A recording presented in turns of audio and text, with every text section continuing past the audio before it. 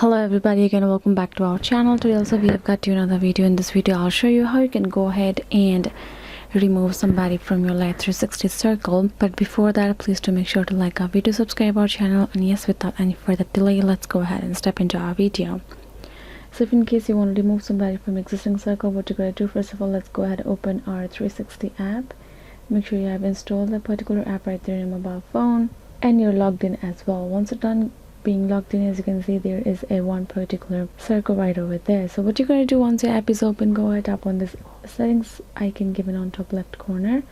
If you tap, you will be able to find this menu options including circle management. On the second, tap on that option, and now you will be able to find this kind of interface. So for example, in my case, in my circle, I do not have other members added.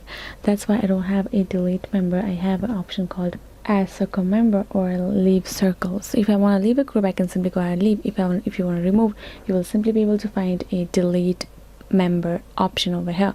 Tap on that, choose a member you want to delete, remove or delete, tap on the delete option, and that member is removed from your circle. So yes guys, this is it. This is the way you can do it. I hope this video was helpful. Thank you so much for watching, and yeah, I will be seeing you guys in our next video.